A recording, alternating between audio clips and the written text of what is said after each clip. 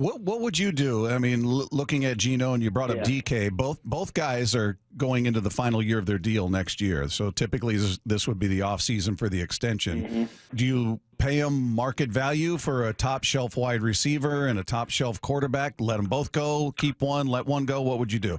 I think Seattle is a fascinating test case in the quarterback market right now because Geno Smith in his late 30s is not going to get the Dak Prescott $60 million a year deal, right? Like you can't argue for that, and the team shouldn't give it to.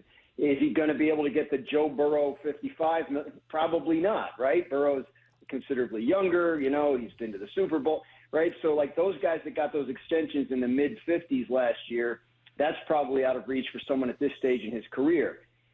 Is he better than Baker Mayfield, who got 3 years and $100 million from the Buccaneers last year? Is that the zone where Geno needs to land? Maybe adjust for inflation and maybe talk about $35 million a year versus 33 or close to 40, if depending how this season shakes out.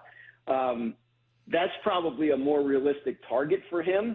But the question is Seattle going to want to pay it? And Seattle is a team that I know for a fact for the last half decade plus has been really examining the issue of, what can we get away with paying our quarterback and still have a competitive roster? And this was a key reason for moving on from Russell Wilson a couple of years ago, knowing he was going to want a big money extension and feeling like they weren't ready to give that to him again and seeing if they could do it a little cheaper. I do think Geno has exceeded their expectations that they had in place when they made that move.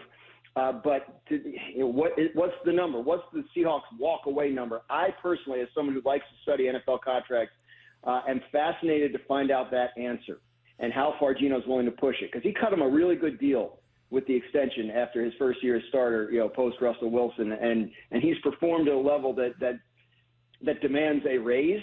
The question is, what is the Seahawks' appetite for giving him a significant raise, and what's the number where they would say, you know what, we got to look elsewhere. In terms of the receiver, Metcalf, I'll be shorter on that.